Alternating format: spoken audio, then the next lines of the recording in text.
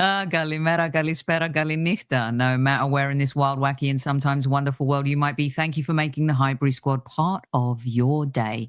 It is a new week. It is a blank canvas. Time to paint pictures and tell new football stories.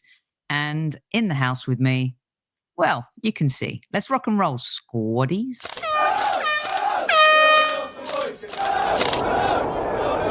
Mind the gap between the train and the platform.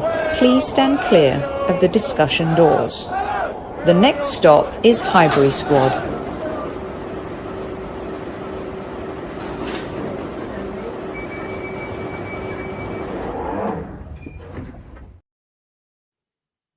Indeed, Monday, and that means a little bit of madness. And to help me dive in a little bit later than usual, this Monday is one of my favorites and some of your favorites. If I could just find the right button and reveal the man himself. Potsy, welcome back to Squad Central. Big up. Thanks for having me. Legends, as always. And I must say, it's always great coming on here. It was always great to see how many people are in the chat as well that we know that have shown some love. So big up to everyone that's raided a crossover from 12th Man. And thank you for having me, Soph. And it's nice to chat Arsenal because I actually haven't done it as much on the show. I've done it with a few panelists that don't support Arsenal. And Lee's obviously travelled to Spain to watch the game. So there was nothing from me and Lee today. So this is actually the first chat I'm having properly about the game other than the raw match reaction and analysis. So I'm looking forward to this one. Oh, I love that. I love that. And also sometimes when you're doing your This Is London show and the Race for Europe. And sometimes also when you're, hosting, you don't get to get everything out that you want to say. So that's why I enjoy having you on. Tom likes that too when he comes on because he's always kind of doing his news show or something. So yeah. Oh, here we go. He's here for it all. He's here for it all. The flip-floppers and all the lovers as well. I actually don't mind flip-flop. Me and judges get called flip-flops quite a lot. And I think that means that you're brave enough to change your opinion, right? So I think we are all flip-flops. I think there was probably quite a number of people that didn't believe they wanted Arsene Wenger in charge, but they flip-flopped and said, he's the guy, he's brilliant. So I think when you flip-flop, it means you can actually have an opinion that changes. Isn't it incredible? I think that's a massive compliment to call people a flip-flop, actually. And actually, flip-flop pots, that would make a really good T-shirt, by the way. And Lumen's version is flip-flop boss. Big up.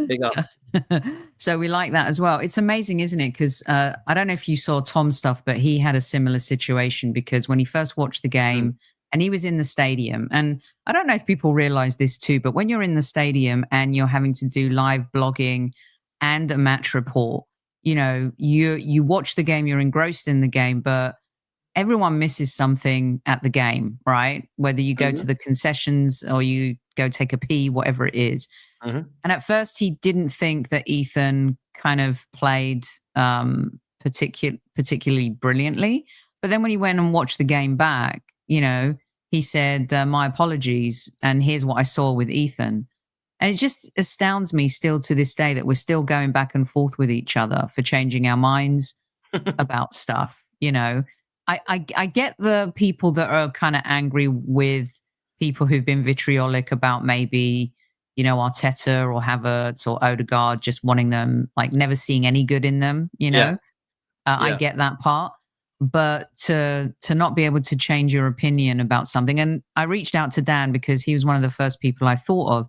You weren't as vitriolic, but let's be honest, and you can start here because there were a lot of Arsenal fans that did not want Madueke. I have to say, I was with him from day one. I liked the signing because I speak to people too. Like Henry Winter was on and he talked to us about how he's been covering him for England and he spent time with Noni and he's spoken to him and feels like he's maturing a little bit more. And Thomas Tuchel really loves him, thinks he's so talented, and you can see that he puts him in the side.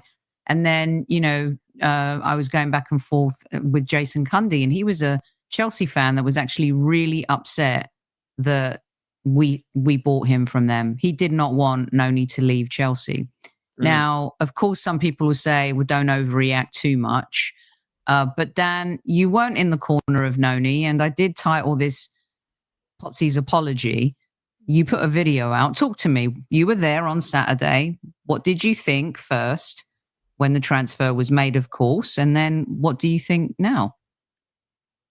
Yeah, there's a couple of things about this that I want to clear up as well, because I wasn't a fan of the signing, and I wasn't a fan of the money that we spent on him. I didn't see that a squad player at Chelsea was going to do anything to become a squad player at Arsenal, and I didn't believe that he was the guy we needed. Now, things smoothed over a bit with me, judges, Turkish, and the guys that weren't sure about it at the start when we signed EZE, because for me, signing EZE on top of Noni Madueke is a very, very good window.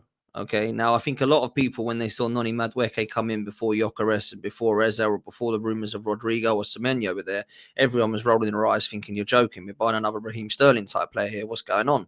So I can understand, I think it was justified for why people were like, questioning it.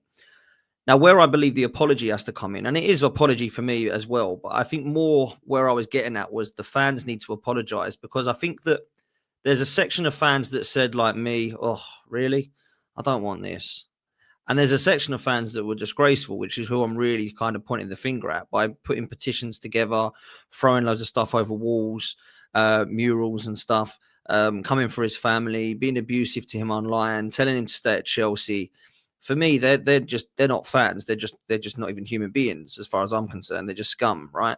So that was where I was kind of pointing the fingers at, to say some fans need to apologize.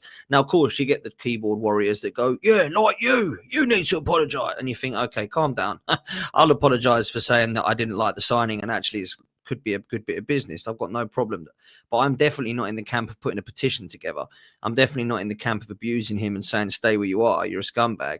And I think that is way over the top. And it was similar like that with Aaron Ramsdale. And I remember when we signed him thinking, oh, really? 3 relegations? Not sure I fancy that.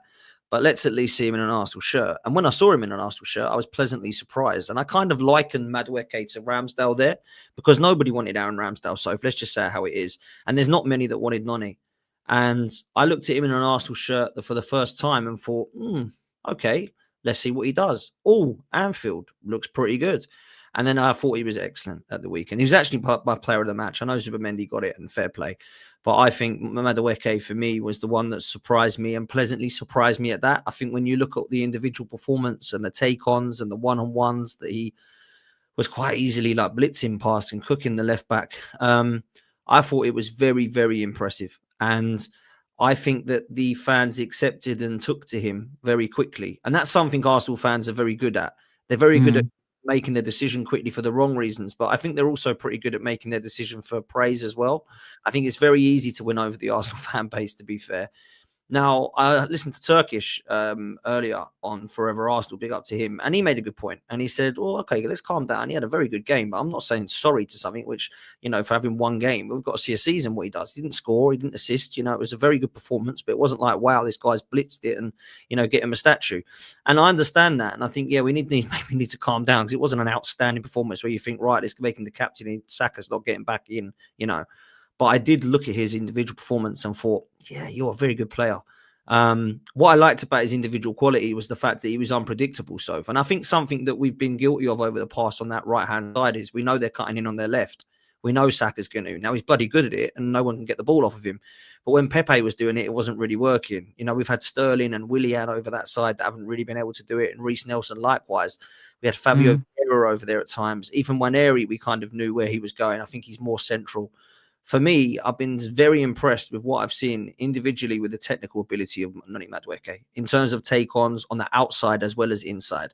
I think the fact that he can just go past players like they're not there has definitely got to have an impact positively on the other players around him, like EZE, like Gyökeres, like Martin Odegaard, or whether it be Zubimendi or Rice in there or Nwaneri. I think we've got a really good player here. And I think it's one that, Chelsea fans told us about, really. And I know Chelsea fans were split as well. I want to keep him, like Jason Cundies. There was Don, who I do a lot of content with, who said, I actually like him. I think he's a good squad player for Arsenal. I think he's got a lot of quality. And of course, there's the other section of the Chelsea fan base that were like laughing, saying, oh my God, you've given us 52 million. Well, what they don't actually know, Chelsea, and what they don't actually want to accept is they've actually spent 52 million pounds on Garnacho and another 50 on Gittins, and both of them don't look good, right? So that's something something Chelsea can look at and hold an L for, in my opinion. So when I look at what he has brought to us in the first few games, it's been a promising start, Sophie. It has. It has. And like Mike says, and the comment I just had up, yeah, it wasn't a knee-jerk signing. This is a player that Arsenal have had their eye on for a little bit of time. And Mark, I agree with you wholeheartedly. His first instinct is to drive forward. He doesn't even. It's such a beautiful thing to watch. And one of the other, and by the way, Turkish should apologize. He was one of the. Yeah. I mean, he went off a cliff. He didn't want him at all. And I know it's just one game, but it isn't. He's actually been one of our best players so far this season. And whether it lasts or not, players will dip in and out of form. You know, Rebecca Lowe was on here because she's a Crystal Palace fan and loves EZE as a human being and as a player. And she said one thing, she said, if I could just tell the squaddies to be mindful of, is that he will go through the season and have a moment where he dips. Like, not disappears, but he'll just dip for a good few games and then he'll pick himself back up again. And that happens to a lot of players as well. But what I love about what Noni's done, and similar to Mosquera, and we'll get to him, is you're stepping into the shoes of the most beloved players at the club. Mosquera to Saliba, and Noni for Saka. It is not easy to first come from Chelsea, to know there was a petition against you, to know you got all the crap from everyone, to know all of these negative things, and you've been putting your shirt on and showing up. But one thing's for sure, Dan, he's much better on the right than the left. 100%. 100%. Like, not even close for me. Like, I actually thought he stunk out the gaff on the left. I've got to be honest. I didn't think it looked good at all. But on the right, I've been a massive fan. I really, really liked what I've seen. And you know when you've got someone who's quite aesthetically pleasing to watch as well and can get you out your seat, look threatening, looks like he's going to make something happen. He's quick, he's direct, he's intent. I like that, and Mark said he'd give it a few weeks and he'll be passing backwards. That is an Arteta problem, that absolutely is an Arteta problem for me. But when you look at the individual quality of Madueke, if he does start passing backwards, it's a manager thing, because that's not what he's doing at the moment. I was very, very pleasantly pleased, and I have been, not just in this game, with what I've seen from Noni so far. So long may it continue. It's a long way to go. It's not like, right, well, that's worked, so let's move on to the next player now. He's still got to go and, make a season for us. But so far, I went into the game without Saka, without Saliba, without Odegaard injured, Havertz, and I'm thinking, cool, I'm actually all right with it. Last season, I'll be fuming. I'll be like banging my head to go, where the hell we got Sterling on the wing, or we've got bloody, whoever up top, Marino up top, and Rob Holdings had to come in for Saliba over the last couple of years. Now it's calm because the squad's good enough, man. The squad's ready. This is what we've been craving for, and this is what we've wanted, to have a strong bench. And one of the things I wanted to, I'll talk to you about it, don't let me forget, is because I actually think our bench is stronger than Liverpool's. But before we get there, I wanted to just get a few more bits from you from the game as well. I loved the Gyökeres goal. I loved it more than the Zubimendi volley. And there's one reason. One pass, one touch, bang it in the back of the net. I was saying on the post-game show here, Dan, I don't think that goal happens with Martinelli on the left. And that is not me trying to dig Martinelli out. It's just having seen enough where he would have taken the ball, he would have dribbled with the ball, he would have been looking down and not up. And for all those folks who kept coming at me and others saying, Eze's a 10, he can't play on the left. Bullshit. That dude is a footballer. And I think he can play anywhere on the pitch, and he's a rarity because of that. I feel the need for speed, Dan. And that goal to me was reminiscent of 22, 23, 23, 24. We were blowing out teams, playing fast football. I'm hoping we can stick to it. Talk me through it. So this is where it becomes interesting for me, because I loved that goal for many reasons. And I didn't see the goal. And I tell you what, I was at the game. And I saw it on the TV in the replay, because I was finishing my drink, because the Emirates is so slow to get served. We missed the first sort of 50 seconds of the game. And in that time, we'd scored. So I looked up, heard we'd scored the Raw, obviously. I looked at it and I just thought, wow, I don't even mind that I've not seen that live. I'm so glad that I've seen that back, because everything I loved about that was from Calafiori, who I must say has been excellent for us in the first 3-4 games. He's a player I've questioned in terms of his positioning and the fact he's a bit rash sometimes, but he's been very, very good in the first. That was going to be one of my other apologies, because I owe him one as well. There we go, man. We flip-flopping again. You know what I mean? But, look, he is one player that there's no doubt everybody wanted for the reason. But I really liked the fact that he's done that a couple of times now, by the way. For the goal against Leeds, he did the same for Gyökeres' goal for Leeds. But for me, when I look at what he did there, it was superb vision, unbelievable weight of pass. And I, like you, am a Martinelli fan, but I'm with you. We wouldn't have done that with Martinelli on the ball, not with his lack of confidence at the moment. And EZE was direct. EZE knew what he was doing. And I've been guilty of saying I'm not sure he's an out-and-out left winger. I still don't know that he is an out-and-out left winger, but he certainly can play there. And he's a baller, brother. He's an absolute baller. I love everything about this kid. And you know what I loved even more? Because everyone said, oh, you just loved it because Gyökeres scored. Well, obviously, I liked it because Gyökeres scored. But what I loved was his celebration. And no one's talked about this yet, right? Gyökeres' celebration is pointing at EZE. Now, some people might think the reason he's pointing at EZE is because he's the one who set him up. And yeah, that's part of it. But you know what I think? I think it's deeper than that. I think he's pointed at him and said, that's what I've needed for 4 games. That's what I've needed. Somebody to put the ball on a plate for me because I will not miss. And that's what I really liked about that goal. Because it felt to me like Gyökeres was saying, everyone, that's what you need to do for me because I am going to put it in. So I thought that goal was a real, it weren't just, that was quite a nice pass and quite a nice cross and quite a nice tap in. Yeah, Arsenal killed the game off. I thought it was more than that. And I looked at what that goal meant to Gyökeres and thought it weren't just him going, that's all about me. He was looking at, that's all about EZE, because that ball is pinpoint for him, is perfect. And that is what we need to see more. And to be fair, Madueke could do that as well because he was great with the opportunities that he was putting in as well. But for me, this is what I need to see. We were feeding Victor Gyökeres, and this is a guy who hasn't really been fed. And if you want to be petty and include pre-season, he scored 4 goals in 5 games. So, this is a guy that can put it in the back of the net even when he's not playing well, and he's got a pair of jeans on when he runs around, apparently. For me, I'll take that. It's such nonsense. We covered that, and I just felt like the amount of crap that Gyökeres has been given compared to Wirtz, who cost, the GDP of some country, is insane to me. And I love your observation on his goal celebration because, what I like about him, he's a little bit, I was saying on the show over the weekend that he's kind of got that Kevin Davies, you think he's not fit, but he really is exceptionally fit. He's exceptionally fast. He has a bit of an old school traditional number 9 vibe about him, but I think people underestimate his speed. His positioning is great. He's starting to drift and take 2 defenders with him, which opens up spaces. I just cannot believe the negativity that there has been for Gyökeres. And your observation on the celebration, I think, is bang on. I haven't heard anyone say it like that. And you can only imagine as a striker, when you've come into a high-pressure situation to be the Arsenal number 9, a position that every single fan has craved for years and years, since Ober left as well, is to bang in the goals. And I hope Mikel saw this, because one of the things I loved about the way these 3 played, Madueke just takes the ball and runs.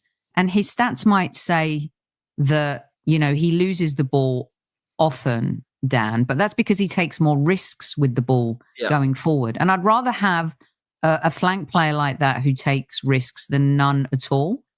And then EZE has that different vibe about him. He's a little bit pizzazzy. He's got the flair. He's got some trickery different to Madueke that you can't account for.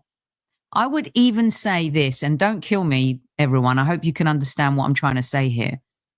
Saka is predictable in terms of he hugs the flank, he takes the ball, he's always going to want to get it on his left foot. But then once he's one-on-one with the defender, there's an unpredictability to his predictability, if that makes sense. right? That's where he fools defenders. Position-wise, he doesn't fool defenders. But once he's got the ball, he does. I think with EZE is kind of like what we saw from Odegaard a little in the 22, 23, 23, 24 season, Dan, is there was an unpredictability to him. There's a reason why we almost won the league twice. Odegaard was very integral and important to that. We had 4 players who scored 15 goals in one of those seasons. Unreal. But what EZE offers on the other flank is just something unique and different, and you don't quite know what he's going to do. And I don't know if we've had that player in our team for the last 2 or 3 seasons.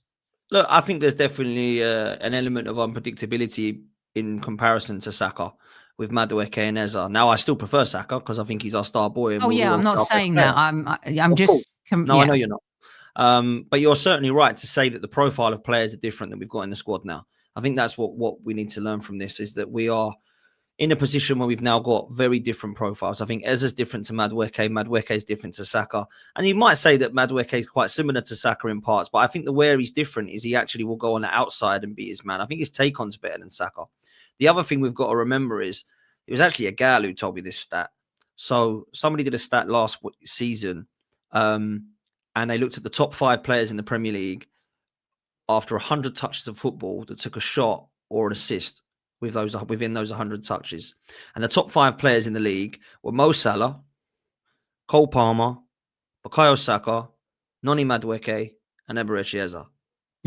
We've got 3 of the top 5 now in that top 5 that all play for Arsenal now. And that was really telling to me, because what that shows is that we've got 3 players there that have intent to drive forward and try to take a shot or try to create or try to provide an assist. That means we're going to create and we're going to score goals. So now the other reason on top of that, add the bagsman, the gunman, which is now Victor Gyökeres. There's no way that you can tell me Arsenal are not going to score goals, which is why we've scored sort of 8 or 9 goals already, which is why, we know our defense is good enough. It's conceded 1 goal, which was a wonder goal from Szoboszlai, right? So we're in a position now where we're 4 games in and we're starting to look at that first 6 that was very difficult, which is now turned into 2, not 6, because the 4 are done. And we're thinking, this now might be, a really good start for Arsenal if we can, come off against games at City and Newcastle, which we may touch on later. But for me, I think that you've got to look at the attack as one of the most underwhelming departments of Arsenal's reign under Mikel Arteta, if I'm honest with you. We haven't really had an out-and-out striker that everyone's happy with since Aubameyang. We haven't really sorted out the left-hand side. Odegaard's fallen off a bit of a cliff and Martinelli's lost his confidence. And we've become so over-reliant on Saka that when he goes down, everybody kind of has a bit of a fit, really. So I think now when you add EZE to that and you add Madueke to that, with Ethan and Max Dowman coming through, and you've put Gyökeres up top, you've now looked at Trossard, Havertz, Jesus, Martinelli and co as the squad, not the starters. We've got 0 excuses not to score goals now. So I think for me, you're right about the unpredictability. And I think that it's a different profile for me that I'm looking at more, thinking, okay, maybe we could utilize EZE in a central role now. Or maybe we could, for this game, play EZE and Odegaard with just Rice holding and give Zubimendi a rest. We've got a lot of options now, Soph. Like, it's very, very clear for me in the last few games. And you mentioned it earlier about Liverpool and Arsenal squad. It's very, very clear that Arsenal have a squad now. Like, it's very, very clear. I mean, I was at the Emirates last season for many times. Me and my dad would go, who the hell are these 3 kids warming up? Like, real talk, like I didn't have a clue they were. Yeah. And I'm thinking like, I think I've heard of him. Now, yeah. And believe it or not, all 3 of them have now gone. Butler Raya is gone. So has Gower, so has Henry Francis. All 3 of them have now gone. So I look at that and think, well, they were on the bench last season. We've now got players that we've hardly seen, like Norgard. We haven't really seen much of Trossard. We haven't really had to see much of Lewis Skelly as much this season as we thought he was a starter last year. Mikel Merino's come into the mix. Rice can be rotated. Up top, we haven't even seen Havertz and Jesus yet due to injury. Saka's gone down. Odegaard's gone down again. Saliba's gone down. He's coming back. I'm thinking, yeah, this is a squad now. And this is what we've needed for so long. And when I kept saying to people, if we buy him, I used to get, well, where does he play? It doesn't matter. It's not about 11. It's about 20. Yeah, it's about 20. We never did this at Highbury, Soph. We never, ever said, why the hell are we getting Kanu and Wiltord when we got Henry and Bergkamp? We never looked at Reyes in January and went, what the hell are we getting him for? RIP. We got Pires, Lundberg. Oh, where's Parler going to play? You know, what about Edu? How does Edu get in this side? We've got Vieira. It's not about that, man. It's about a squad, and it's about rotating. We're going to have to rotate for Port Vale. We're going to have to rotate tomorrow night. We're going to have to rotate again when it comes to the Champions League group stages and the FA Cup being a part of it. This squad should be able to now compete on all four fronts, and that's what I'm expecting. Yeah, I agree. And when you when you think about it too, like I know a lot of people, I still think we need Odegaard in this squad, Dan. I still think we need Havertz in this squad because it does exactly what you just said. It gives you all of those options. There's Norgard as well, who hasn't featured because he's been injured, right? You got Benjamin White, who's coming back from injury. You've got like so much depth now that you want the manager to pull it all together. And we'll get to him eventually after I get you on a couple of other things from the game before we talk about tomorrow night as well. We've talked about Gyökeres being the misconception. Hit that like button. We've talked about EZE being able to play left. Nwaneri, real quick, wanted to get your take as well. I thought he did a really good job when he came on. I think when you look at it, I think we were 1-0 up when Odegaard came off injured against Leeds, which means that with Nwaneri in the side, and I'm not saying he's responsible for this, because I think our approach play was different with Leeds. I think it was much more dynamic against Nottingham Forest. And what I liked was that Forest have a lot more talent than Leeds. And don't you give me that was an average team. Okay, you know, they didn't get their new manager bump, but they have spent a lot of money in the summer. And that is a really good squad. What did you think about Nwaneri's performance? And we've scored like 7 goals, I think it is now, with him in the side. I've been crying for Nwaneri to start for quite some time. I'm a little bit biased towards Ethan. I love him. He's one of my favourites. I think he's an excellent player, and I think he gets me off my seat. Every time I see him on the ball, he excites me. When Odegaard started, he had 10 minutes, and it weren't looking too great, to be fair, again. And then he got injured, okay? So I wasn't going to start shooting him for 10 minutes, but it didn't look like he was having a particularly massive impact on the first 10 minutes of the game. When he came off, Ethan come on, and my God, did we look better. Now, we looked better when he came off against Leeds, in my opinion, and Ethan played, and we looked good. And I thought that must get him a start at Anfield. And I was crying for Ethan to play at Anfield. That was a big decision for me. Marino ahead of Ethan was a big, big question mark for me. And it didn't work on that day. I thought Ethan was unbelievably good. Unbelievably good. And I think when I saw Marino in the team, I was probably one of the only people who wasn't shocked. And I didn't think Rice was going to get dropped, by the way. However, I was okay with it. But I like that move. I mean, this is what we've been asking him to be ballsy, Dan. We've been asking him to be ballsy. And we've been asking him for rotation as well, right? Don't just play the same 11 all the time. And I think he's learned from that last season. I thought Marino was good. I've got to be honest. I thought Marino was good the other day against Forest. Not like outstanding. He wasn't one of our best players, but I thought he kept the ball going. I thought he worked very well. I thought we looked good in midfield with him. I thought he'd give us the balance needed in midfield. I thought he played well alongside Zubamendi.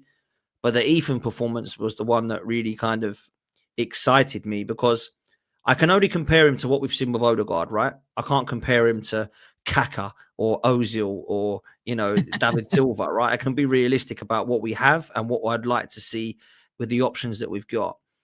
And I just think he's a better option at the moment than Martin Odegaard. That doesn't mean Odegaard needs to be sold, but it certainly does mean that Odegaard probably needs to, at the moment, get fit, and Arteta needs to trust that we might be okay without our captain for a few weeks, because if it is that long, because Ethan looks ready, mate. He looks so ready. I mean, 10 goals at 17-year-old last season, coming into every game, lifting us out of our seats. And I think we're quicker on the ball. I think he's got more intent to drive forward. He doesn't dilly-dally on it. He doesn't pirouette on it. He doesn't drive backwards or sideways with it at every point. He always tries to have the intent to go forward. He's definitely got a better shot on him than older pillow foot, as Curtis calls him, Odegaard. He's got a lovely left foot, Ethan, and he always looks to have a dig outside the box. And Odegaard's decision-making at times has let him down. He's passed when he should have shot. He's shot when he should have passed. He's tried to do that stupid scoop ball, which just drives me insane. Every time he scoops it over the bloody back line. Just stop doing that, Martin Odegaard, please.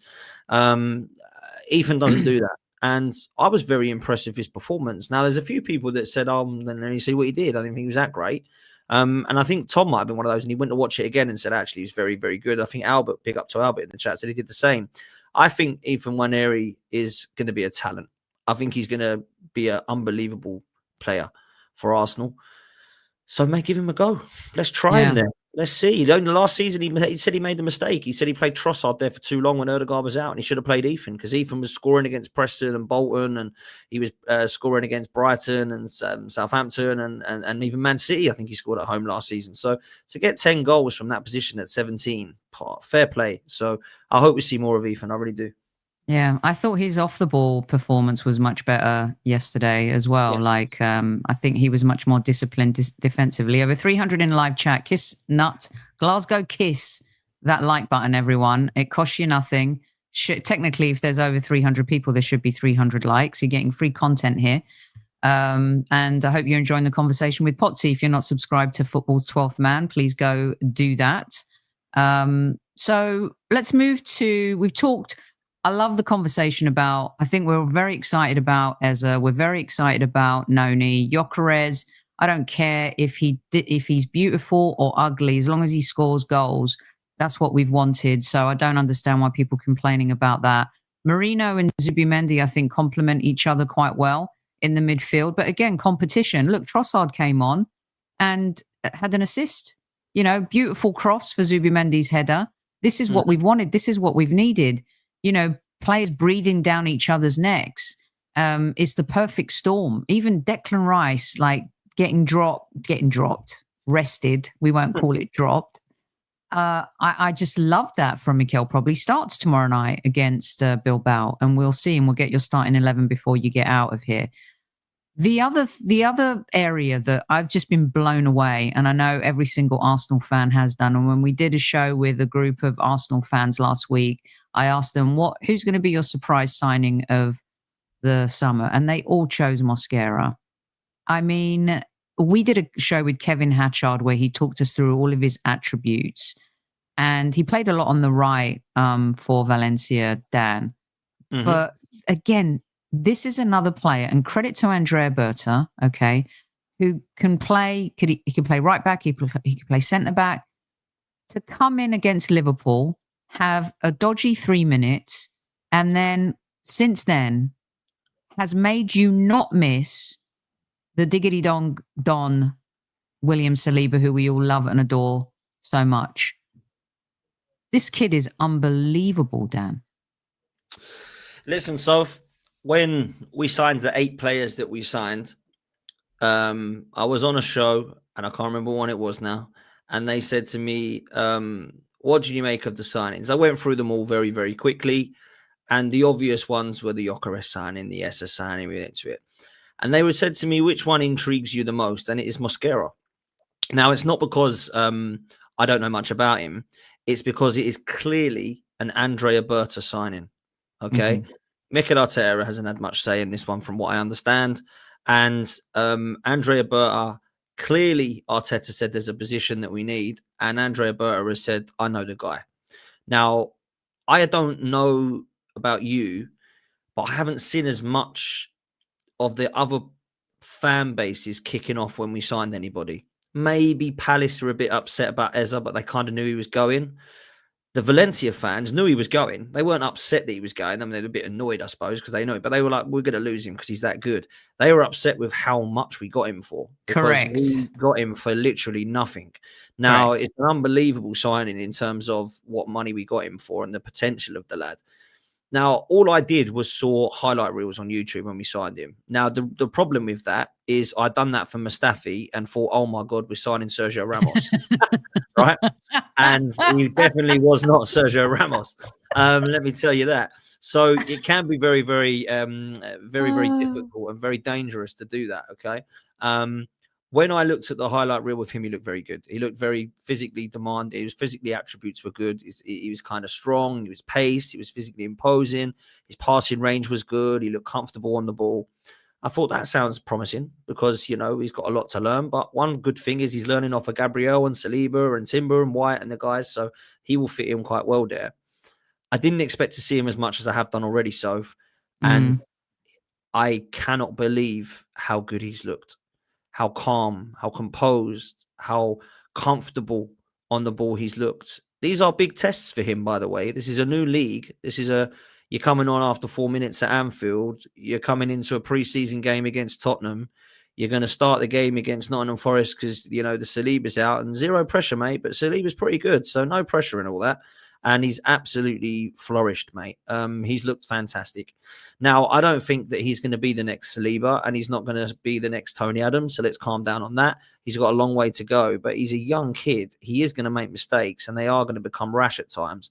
But my goodness, he looks a excellent, excellent talent for the start of what he's had. I've been really impressed. And I've been more impressed with him than I have Norgard when I've seen him. And I know what Norgard is. I've been more impressed with Mosquera than I have Zubamendi. And I think Zubamendi's had a very good start at Arsenal. And I've got to say, I've been more impressed with Mosquera than I have with pretty much any of the other newer signings that we've got, which must tell you something. So this is a very promising signing and one that intrigues me greatly. And I looked at Andrea Berta's appointment, and I'll finish on this. When we signed Andrea Berta, I looked at the signings that he'd made at Atletico Madrid, and there was some misses. Trust me, every guy's you're going to go and sign players. You're going to get some right and some wrong. But I looked at the players he got right, and I looked at the time and who they were at the time he signed them, and that was what excited me about Andrea Berta. So he signed Diogo Jota, RIP, before he was at Wolves. He signed Mateus Cunha before he was at Wolves and now Manchester United. He's made shrewd business with David Villa and Luis Suarez signings, Fernando Torres signings, Julian Alvarez of latest signing. You look at the signing he made of Vasalco at right back, who was unbelievable for them, in my opinion. DePaul, Rodri at Villarreal for 11 million. He saw Rodri. Like, this is a guy that knows a player. And I said to Chris Hudson, I wanted 5 players at Arsenal because I was realistic. We ended up getting 8, which is just phenomenal. I wanted 8, by the way. I'll say that. But I realistically thought we'd get 5. And I wanted 3 level raisers, like, for example, Gyökeres, EZE, and Zubamendi, which I thought were realistic. And I wanted 2 that come in that were gems that maybe we didn't know about too much. And it looks like Hincapié and Mosquera are the 2 we might not know too much about. Now, some people have watched Hincapié a bit more than me. I haven't watched much of him. I know about Leverkusen, he's apparently a monster. But I've been very, very, very impressed with Mosquera. And that, for me, is where I've got to take my hat off to Andrea Berta, because he's clearly identified someone there that could come in and really give some competition. Yeah, and I think Arsenal fans are going to love Hincapié and the way he plays. Xavi Alonso loved this player, and he's a baller. And it's going to be really interesting to see what Mikel does, because he's got Calafiori, he's got Miles Lewis-Skelly, who may be the one that suffers the most with first-team appearances this season, but we don't want to burn Miles Lewis-Skelly out either. I think, last season was a bit of an anomaly for him, and he benefited from having other players having injuries. He's going to learn and grow a lot more, and he's around some of the best players in Europe to do that. And I think that, the choices that we have in these positions now is crazy. I also, that save from David Raya on his 100th, I mean, talk about apologies. I've apologized to this guy 100 times. As you well know, Dan, for the Ramsdale move. But just real quick, 30 seconds on him. He is the backbone that makes the 4 so confident to play football. I mean, it's crazy. One of the hardest things, I think, to do in a game where you dominate in play is be a goalkeeper, because you can get caught out quite easily because there's not much for you to do, and you might sit there and think that, as Aaron Ramsdale once said, it's quite hard to concentrate. And as much as people gave him a load of stick for that, I kind of understood what he meant by it. I think it's wrong to say it, and I don't think it come across very well. But I do think it's natural to be a human being and think, right, I ain't got much to do. Don't get distracted. And David Raya doesn't, because that save was ridiculously good. Now, people will say he didn't get a touch to it. He didn't get a touch to it. He did. If you watch it again, he actually gets a touch to it and he hits the crossbar. It's a phenomenal save. And he's made so many for us now. And I'll say this. I can think of the best goalkeepers that Arsenal have had in my time. David Seaman, Jens Lehmann. It starts to dry up after that. However, I can look at those two legends, because we can call them legends, and I can think off the top of my head of maybe 4 or 5 world-class saves in their career at Arsenal. David Seaman's had a couple of penalty saves, one against Gareth Barry. I can remember the obvious one against Sampdoria. David Seaman's had the world-class save against Sheffield United, which would always go down as history, one of the best saves ever. Jens Lehmann's had the penalty save against Paul Scholes, the penalty save against Riquelme, the save against in Newcastle, which was unbelievable. The save against Raul, which I've never seen anything like again in my life. I think it's Real Madrid at Highbury. I can already say that David Raya has had moments like that in the 2-3 years he's been at Arsenal. That's a massive compliment, like a massive compliment, because he's had careers. I mean, not so much Lehmann, but David Seaman had a career span over years and years at Arsenal. David Raya's made penalty saves which have been phenomenal. Double penalty saves, double saves against Villa, double saves against Atalanta, a world-class save against Manchester United last season. He's made that save against Man City, that insane save against Man City. That was Tottenham Hotspur in one of his first games. Unbelievable save. And then the one at the weekend. And there's ones I've missed from that, unbelievable saves. So, people will put them in the chat now because he has made so many for us. And I think that's a huge compliment, because if you're putting him in the kind of same brackets as moments as saves as those keepers, and to be fair, Ramsdale had some as well. Let's not be unkind. Ramsdale made some really good saves for us, But David Raya, he has made us better at the back, and he's just a better goalkeeper than Ramsdale. It doesn't mean Ramsdale's bad, and I hope he does well at Newcastle. I hope he does really well at Newcastle. But for me, Raya, he's been excellent for us, mate. Yeah, we always root for Rambo here. So, but yeah, you got to give Raya his flowers. Okay.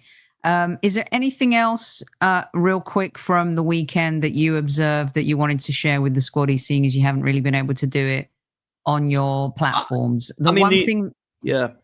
Go on. No, go on, Dan. I was only going to say there's only really one player that I've not mentioned, which I'd like to, and that's Zubimendi, really.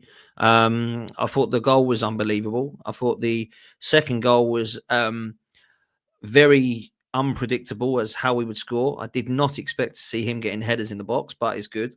And I've been really impressed with him so far. I don't think people have spoken about him, to be honest. I said to Errol tonight, who's a Liverpool fan, don't let him score more goals than Florian Wirtz, because he's already 2 ahead of him. Look, of course, that's tongue in cheek. However, nice. I think he's a very, very good player, and I like him on the ball. And again, I don't really want to mention this player in too much detail, but for obvious reasons. But I am going to compare him to Thomas Partey, because that's who he's replaced, right? And there are definite positives about his game over Thomas Partey. Now, I'm not saying he's going to be levels ahead of him, because I do think they're quite very similar in par of that. But on the ball, I think he's a lot better. I think off the ball, Partey was excellent. And if I'm honest with you, Partey read the game so well. Zubimendi, I think, is very, very pivotal and important to the start-up, the transition, and the balance of our midfield. And I can see why Mikel Arteta wanted somebody like that as the number 6. Now, I'm a fan of Declan Rice in the 6. I thought he was a monster. Off the ball, I thought he's probably the best player in the squad off the ball, Declan Rice. He's just ridiculously good. On the ball at times, I love the way he drives forward, but I do see a lot in Zubimendi's game that has surprised me in that respect. Because when I heard about him, I didn't watch him as much as some people. I thought he was one player who's never really going to pass the halfway line. He's going to keep it simple like Xabi Alonso used to. He's just going to spray the ball left and right. He doesn't do that. He does do that, actually, but he doesn't just do that. There's a lot more that he does than just that. And that has been pleasantly surprising for me. So I think he's been a great signing so far. So let's see how he can get on. Yeah, very good. And we gave... and it will lead into your starting 11 for tomorrow. I think this is a game that we should absolutely win. Yeah, of course, it's different when it's in regular season and not pre-season. But I was really impressed with Mikel Arteta in that Forest game. He is under a tremendous amount of pressure this season. And I think he's got a different spark. Rebecca Lowe said it on our show when she spent time with him at Old Trafford. She said he made Amorim, like Mikel looked like he didn't even move on the sidelines compared to Amorim. I don't know if you noticed yesterday, Man United hadn't even done the kickoff in the first half, and Amorim was already pointing to his players.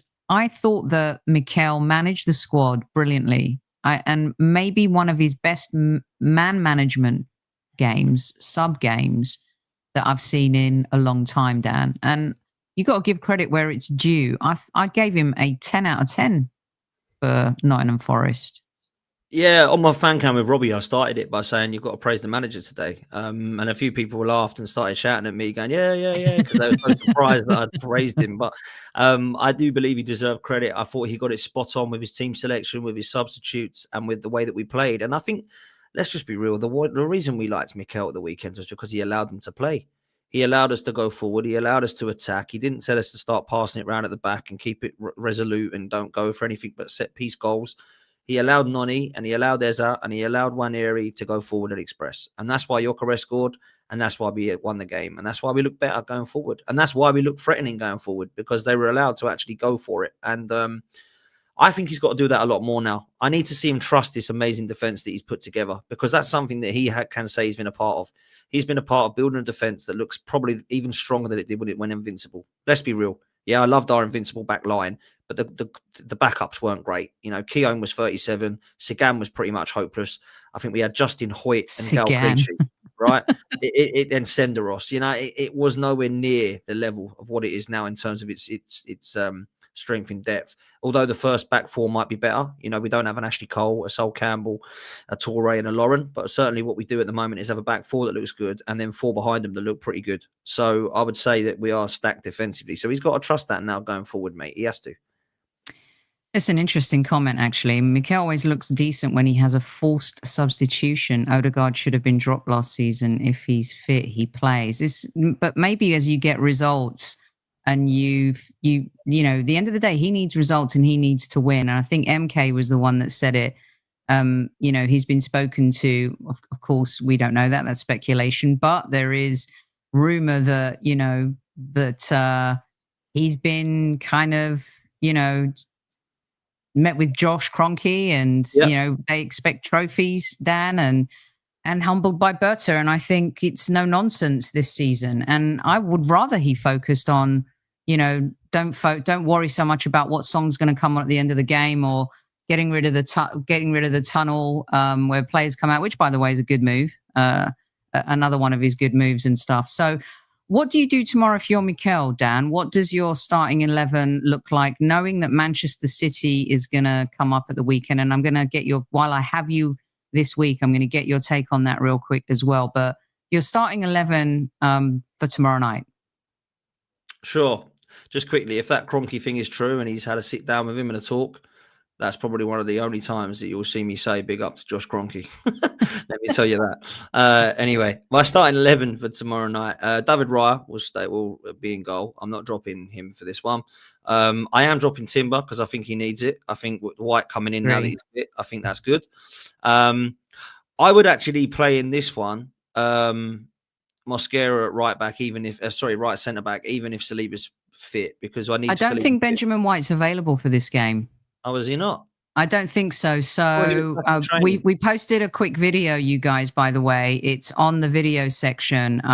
Tom did a quick piece for us from Bilbao, and he wanted to rest Timber and play Benjamin White. But it looks like that might not be the case. So what Tom was suggesting is play Mosquera at right back, because, of course, he's played there for his previous club. So that's the current news. I didn't know that Ben White was out. My understanding was that he was back with Norgard in training. So maybe he's not fit then to play the game. So it have to be Timber for me. I think Mosquera has to play right-sided centre-back because Saliba needs to be fit for the Man City game, not this one, in my opinion. So I would go with Timber and Mosquera. I would probably rest Gabriel for this one, and people might find that crazy, but I need Gabriel against Haaland. I need him, and I think that this is a guy that's come back from his hamstring injury that doesn't need to be playing every single game like he did last season. He's not going to play 50 games like he has done in the last two. So I'm gonna put Calafiori at left-sided centre back, and then I'm going to play. You could play Lewis Skelly, but I really like to see this Hincapié guy. I really like to see this Hincapié guy at left back because I'm hearing good things. He had an unbelievable game against Ecuador. Sorry, he's Ecuador, isn't he? Against Argentina. So I'd like to see that. So I would make a couple of changes in defence because I think that they've all got to get minutes, and I think that they're defensively good. So that's what I would do. So you're giving Gabby and Saliba a rest for Sunday. In midfield, I am going to go with Zubamendi, Rice, and Nwaneri because Erdegaard's not fit. And then Noni has to start because I think Noni's been excellent. I'm going to give Martinelli a run out in this one because I feel like he's just got to try and find some confidence, and he's not going to get it on the bench. Whether you believe he deserves to start, we do have to rotate the squad, guys. We can't just play the same 11 the whole time because one of them you don't like. So we're going to have to do that. And I think Martinelli's pace is needed. And then Gyökeres. So that's what I would do. Some may say Trossard. Some may say Eze's got to start again. But I'm more than happy to rotate in this one. I think we've still got enough quality there to beat Bilbao. So Eze starts on the bench for you tomorrow night? Yeah. I know it sounds weird, but Ethan and play Eze in the middle. To be fair, but I just think Ethan needs the game time, and Eze will be happy. I agree. I agree with you. I would keep rolling the dice with Ethan, give him the confidence, and Manchester City at the weekend is massive. It's massive. This game's massive too. They all count in the Champions League. But we showed last season we're going to slip up against an Inter Milan, right? We shouldn't be slipping up against a Bilbao, but that stadium is raucous and they're a good side on their day. They've got some talented players, but we should beat this team, Dan. So I don't mind your team at all. And I can't see him resting Big Gabby. Like there's too much uncertainty there. And Hincapié hasn't really played with anyone yet. You're going to need like a leader with Odegaard out, Saka out. Big Gabby has become the leader of this team. So maybe, Big Gabby plays. But if we start banging in the goals, bring him off. Because I think the team will be different to what I mentioned because obviously Arteta always. I think Marino will probably start again. I think Gabriel will start. I think Rice will start.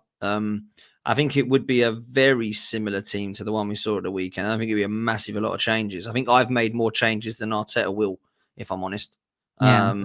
That's what I think. But I don't think it would hurt to swap it. Another thing he could do is he could put Rice in the 6, Lewis Skelly in the 8, and Nwaneri. He could play that and try and see because I think Lewis Skelly could be utilised more of a midfielder this year because I agree. Yeah. I agree. And Michael, you know what? So we've seen a lot of the time, league form doesn't matter when you go into Europe as well. So we can't take it for granted. All right, Dan, we'll get you out on this one. It is the big game this weekend. We've seen Manchester City be poor. Can you really judge them against Manchester United, who are poor? I actually thought United did better in this game. But I can't be a hypocrite and say, well, can you judge us because Forest were poor? You can only play who's in front of you in the end in the Premier League. What say you about this game coming up with Manchester City, Dan? I am quietly confident we're going to take 3 points here. Now, I appreciate that Foden was excellent yesterday, and I thought Haaland was unbelievable in front of goal. But that doesn't shock me because they've been brilliant for the last couple of years, right? And we've beaten them at home twice. We beat them last year when they were a little bit unsettled. In fact, we pummeled them. They're unsettled at the moment. Just because they've beaten a shockingly bad Manchester United side does not mean Manchester City are back. So we need to calm down on that one. The other thing I'll say is when we actually were going up against them for a title and they nicked it for us on the last day, we beat them at home then as well. So I think we have got and should be favourites for this game. They're defensively vulnerable still. They have definitely not got the balance right in the midfield. Reinders and Rodri were not good yesterday. The only reason they dominated the midfield is because Bruno and Casemiro and Ugarte were all absolutely embarrassingly bad. And that's the reason why they dominated the midfield. And they didn't really have to do much. Reinders had a poor game. I like Reinders. He's a very good player, by the way. He had a terrible game. Rodri was poor. I mean, Man City fans were like, oh, God, Rodri and Reinders been awful. But, you know, it's 3-0. We'll take it. Because of Foden and even Doku and Haaland, they were good. Manchester United are a mess. And I don't want to touch too much on them, but it's absolutely hilarious that this guy's still here. It's embarrassing, in fact, that he is. But, you know, I think he's doing a great job. Keep him in the job. He's doing great, as far as I'm concerned. They got league problems again tonight, Dan. There's two stories that have broken, and apparently I didn't read both the articles, but some team that wants Amorim. I have to read it, but yeah, they've got leakage in the village again. I mean, let's be honest, it's a shambles of a football club right now. And it's a club that I used to hate but respect. And now I hate and have no respect for them. They are an absolute joke. Let's be real. They're a pathetic football club right now. It's embarrassing. And I said they're going to play trick or treat in October. And it was going to be a trick if he had to go, or a treat if they believe, oh, he's actually done all right. Yeah, that's what it is. He is an absolute. I think that's fantastic. Personally, if you count up the 31 games that he's played at Manchester United, he's got 31 points and he's bottom of the Premier League table since November. He's only won 7 games in 31. Is that right? Something like that, right? None of them back to back. Hasn't won back to back at Manchester Shocking. United. I love that their standards have dipped, Dan. I love that. I love it. It's hilarious. For years we were the dartboard. When we played them, we beat them 1-0. I'm really impressed. I think we deserved to beat Arsenal. I thought we were unbelievable to watch. We were excellent. It's completely different now. This is a new season under Amorim. We're looking good. And then 3 games later, they're in the mud again. It's just, they are a shambles of a football club, mate. You know, you've got that scruffy Jim that Big Steve calls him. He's trying to sort everything out. He's a nightmare. And the Glazers are sitting back like this. Heats off us. This is brilliant. It's all Ineos's fault now, and I think this is mad. It's beautiful to see. Beautiful to see. I want to. One of the questions I have for you with City is Donnarumma hopefully won't come back to haunt us, because he played brilliantly against us in the Champions League. For me, that's our biggest obstacle to overcome. That's how I feel about this Manchester City team. We've shown that we can defend Haaland with our 2 best players. We've shown that we can go toe-to-toe in the midfield. And I think the goalkeeper is the one that worries me the most, Dan. Donnarumma was PSG's best player against us home and away. So he's obviously a very good goalkeeper. With his feet, he's not as the best, but do you know what? He's got world-class reflex saves, and that's what you want with your goalkeeper. So he is a good signing for them. He is going to improve him on James Trafford, who I think is an abysmal signing and was when they signed him. That is going to be a positive for them. But I do think the biggest obstacle for me is keeping Haaland quiet, because as much as I believe Gabriel and Saliba can do it again, it is very, very difficult because he is such a talent. And you give him a sniff and he'll put it in the back of the net. So I do think that there's an opportunity for him to score. But I'm confident with our players. You know, as long as we get everyone fit and we've got the right player, I'm not sure Saka is going to be fit for this one. I wouldn't be playing him personally. I don't want to see Saka until the West Ham game. That's for me. Saka and Odegaard need to rest now. You play Madueke, you play Noni, and you play Ethan, and you play EZE, and you play Gyökeres, and you give them a right good go, because I think they're there for the taking and defensively vulnerable. And the only reason we're going to find out if Donnarumma is good or not is if we take some shots at him. So let's see what we're about. And I fancy us. I do, quietly confident. I love that. I do too. I think, again, we're at that point where these are the games you have to win the league. And we've seen last season, Liverpool only lost 1 game. They've been lucky so far. And my ending to you was going to be, I actually think we've been a better team than them this season, Dan, so far. And I actually think our bench is better than theirs. And I think our new signings, Ekitike's been good, but I think our new signings have performed better. I would hate for this to get away from us, because you can't battle luck, right? But they're not lucky all the time. They just fight to the end. Like that, the women's show on the channel, Dan, they play to the whistle, right? And that is what they do. We can't be bogged down with this bullshit of referee decisions and Liverpool being lucky. I think we've got a better team than them this season. I really do. Am I crazy? You're not crazy, and I'll tell you why you're not. Because I looked at the bench they put out and the bench we put out, and ours was stronger last week or the week before when we played them at Anfield. We had a stronger bench than their bench, right? And on top of that, we had no Havertz or Jesus. We had no Saka. We had no Saliba, who had come off injured. And we had no Ben White, I believe. And then you look at what Liverpool have got out at the moment, and it's not that much. Now, I would argue that if you do a combined 11 between Arsenal and Liverpool's first 11, that they might have some better players. They've got the best centre-back in the world in Van Dijk, and one of the best wingers in the world in Salah, and one of the best goalkeepers in the world in Alisson. I can accept that, and they have done for the last 5 years, right? So there's no shock. Gravenberch right now is playing unbelievable football. Incredible, absolutely incredible. And on paper, if you look at Ekatike, he's impressed me. You know, he has. I'd have Gyökeres up front over him right now. Yes, I would as well. And if I'm honest with you, they're really the only players I would put in at the moment. Salah's been horrible the last few weeks. Horrible. Awful. Florian Wirtz has not turned up. I don't think Gakpo's had the best start of the season. I actually am a fan of him. I actually think he gets a hard time. I think he's quite a good player. And Kirkes, who I said was going to be a good signing, has been awful. Absolutely horrifically bad. I think Konate is one of the most overrated defenders in the Premier League. I do not understand why Real Madrid are looking at him. I think he's a good player, but I don't look at him in Saliba or Gabriel level anywhere near, if I'm honest. And people do. They seem to think he's unbelievable, but I've seen him make some horrific mistakes. So look, that it's not a crazy statement. I forgot about EZE. Someone just said to me, "Did you forget about the guy they signed from Newcastle?" Yeah, but he hasn't played yet, has he? No, he hasn't played yet, and they need Salah and Wirtz to kick into gear for EZE to be as abundant as he can be for them. I mean, what's he going to? He's going to continually rely on the midfield, and I like what you kind of assess there because. EZE, yes, he can fetch the ball on his own, and he's one of those players that can do magic outside the box. But overall, like if EZE goes down or if Van Dijk goes down, and I know we've just said that Salah hasn't been playing well, but he still kind of shows up, right? If I think we can combat the injuries better than them, and I think that's what I'm saying here, Dan. I think if Saliba and Saka go down and we're going meh. I don't think Liverpool would go meh if Salah and Van Dijk went down. I don't. I just don't. Because they've got Gomez coming in or Leone. And on the right wing, at the moment, they haven't actually got one. It's either Chiesa or Szoboszlai goes out there.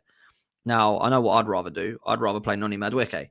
And if Saliba's out, I'd rather play Mosquera than Joe Gomez. So, yes, Liverpool have got a good side and a good squad. We're not saying that. It's won the league, right? But you're not deluded to say that we have a stronger squad than them.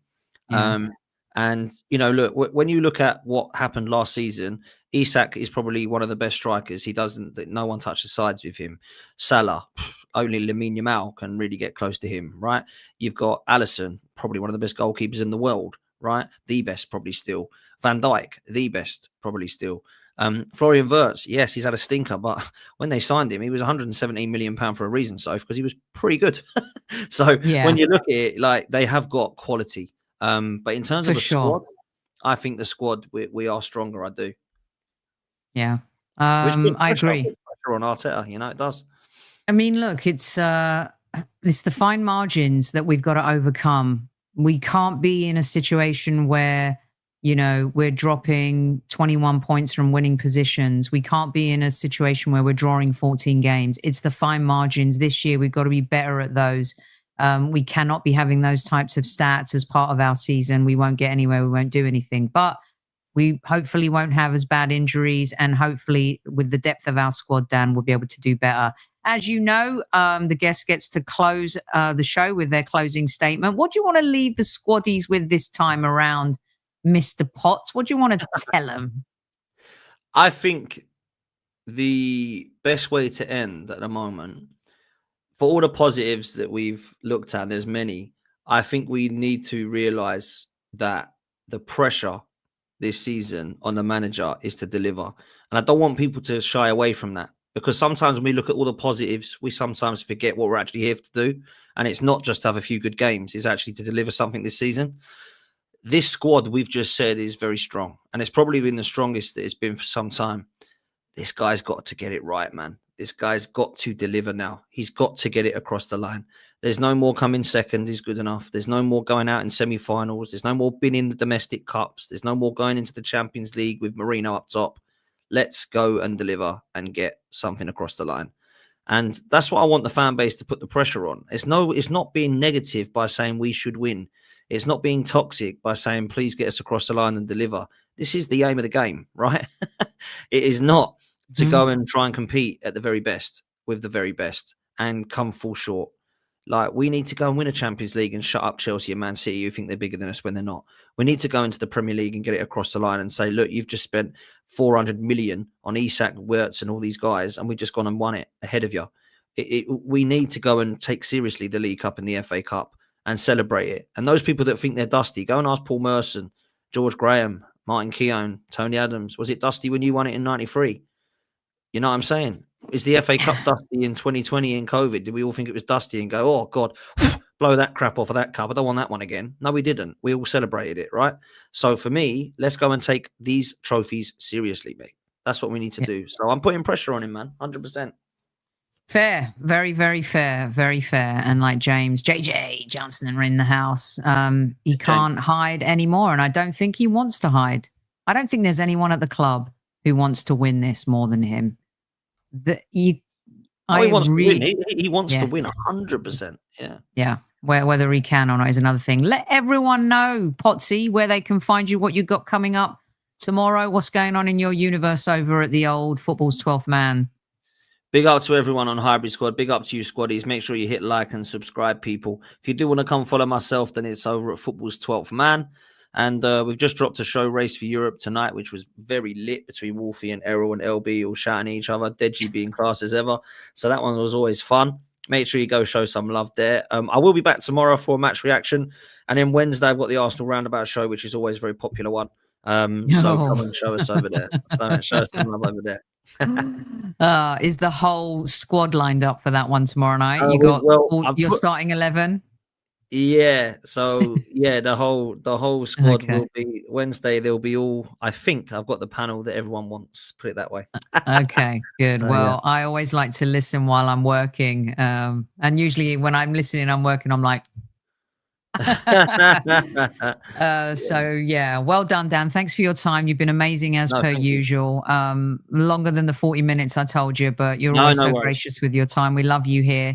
And please make sure you go follow Dan. And also, I posted in our video section 90 good soccer seconds, a quick report from Tom Canton outside Bilbao Stadium. Go check it out, please. Give it a love, give it a like. And Tom also got to speak to Victor Gyökeres after the Forest game.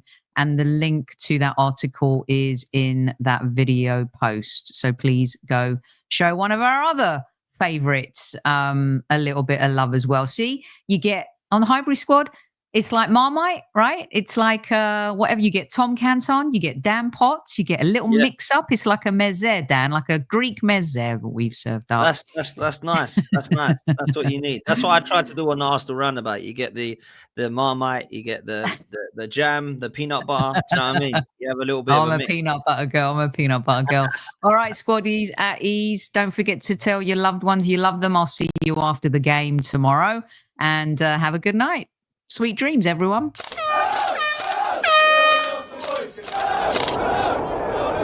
Mind the gap between the train and the platform. Please stand clear of the discussion doors. The next stop is Highbury Squad.